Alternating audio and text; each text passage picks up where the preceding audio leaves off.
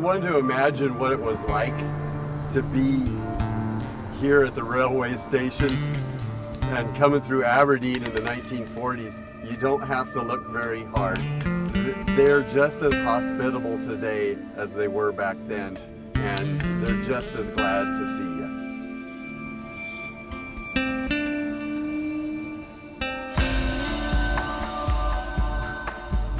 What we've been doing here to try and preserve the habitat is we have not been tearing up our sloughs and have not been farming a bunch of the habitat, and we've been keeping our CRP intact, trying to do things that are indicative of a good natural bird population, and it's good for the deer, and it's just good all around for wildlife. And I realize that a lot of people in the area have been, they've been taking their CRP out, and they have been trying to farm their wetter ground and burning off their sloughs, and you know, they're trying to farm every square inch that they can, and you know, so we've been trying to find a happy medium or a decent balance between the two, so that we can ensure hunting for like my sons and my friends and, you know, the future generation. So I'm doing the best I can. One of the reasons that CRP is disappearing here in South Dakota is you know, the CRP payments were like, say, $75 or $100, and the cash rent out the farm ground to bigger farmers, they're cash renting it from $150 to $200 an acre, and sometimes more. So I mean, it doesn't take much to figure out that it's a whole lot better business to farm it than it is to leave it in CRP, and you know, hence the loss of all the acres. We're here. It's going to be amazing. Okay, what we're gonna do is we're gonna actually walk up to the corn. We're gonna walk up the corn because there's some shorter corn in here, and I want to block off where it gets taller, almost even with that other stuff. Okay. Walk this to till it stops with the other stuff. Yep. I'll have you just go right down the middle. Casey, you on the left, and then you on the right-hand side, and then we're gonna walk up here, and like I said, where the corn evens up with the other ones, because I noticed this corn is really fallen over from the wind, and we'll get up to where the birds will flush, and they'll flush where the corn starts we'll breaking just be over. really quiet. Yep. Just sneak on up. Okay. Birds are bumping out from the other group, so they're probably, I don't know, 300 yards ahead of us there, pushing this way. Hopefully they'll run some birds right into us.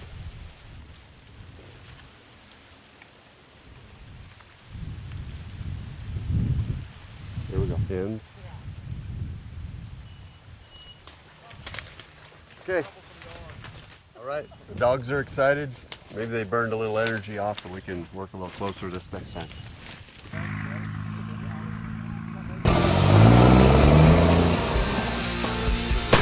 Oh, nice. And that's a rooster. Limited.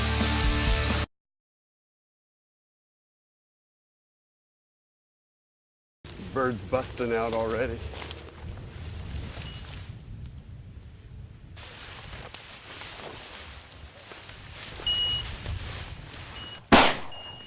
Shot and missed. Okay, that was a good hunt. The birds were just popping out of there. Didn't have any really good shots, but I had one that I could have made. I just missed it. And let's go find some more. God, so I figured for sure. I know. You'd think. Yeah. Thanks, Cody. Giving warning shots. I was being serious. So the birds are over in this strip or in that strip there. Okay, do you want to go in the one next to the tractor or the one right next to that? I'll go the one next to the tractor and then just keep moving over this way. Sounds good.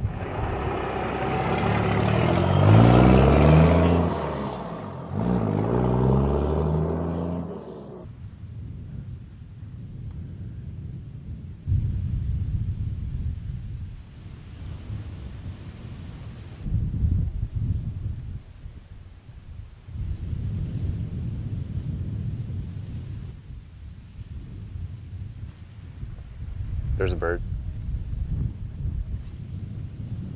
Catching that wind. Bird. There's a rooster. Oh, nice. Good. Nice shot. That worked. A lot of hens came out of there. And that rooster. Wow, that was a nice shot.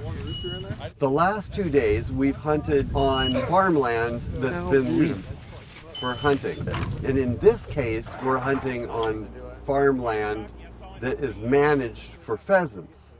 And so there's a real distinction there that I noticed. We're in a season where the biologists have said there's fewer pheasants around than in a normal year, but you sure couldn't tell it on Cam Wyly's farm. Okay, it's corn row to corn row to corn row, and we're just kind of a hopscotch through the corn kind of a deal. And I gotta be ready. I'm gonna take the flank this time, and we're gonna get right after this. I'm gonna flank, and I'm gonna be 20 to 30 yards up in front of the rest of the walkers. Hen, going up. And that is a hen. Hen, and that's a rooster. All right.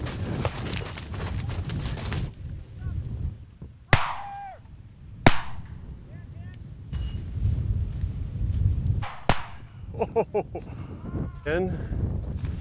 There goes a rooster, and it's down. Okay, I just shot a nice rooster, and it probably crashed about here. So let's walk in and see if I can find that thing. There's another one that's farther back. Yeah. Get the dogs over here. Yeah, I saw that one. Hens are popping out, and then this rooster came out, and I got a shot on it, and it dropped down into the brush. And then I spent a lot of time walking after that one when lots of other roosters are coming out with that I could have been in place for, and then got another shot and dropped that bird down into the corn. So some pretty good shooting there, not just on my part, but on a bunch of the guys did really well in there. A lot of birds in that pass.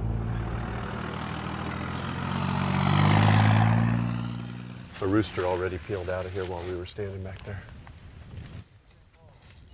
And right there.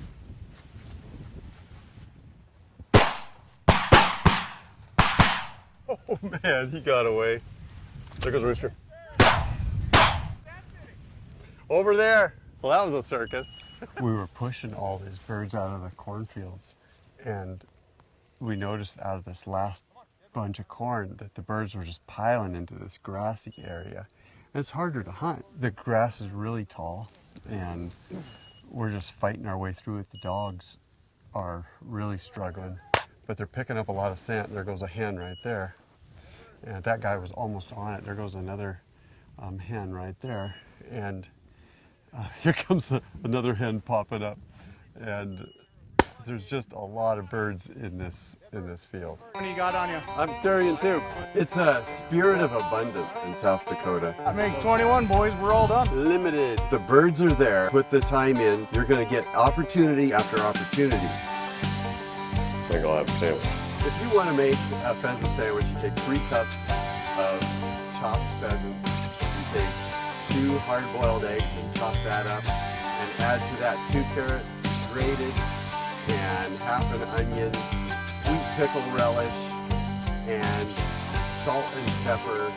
Mix it with mayonnaise and spread it on buttered bread.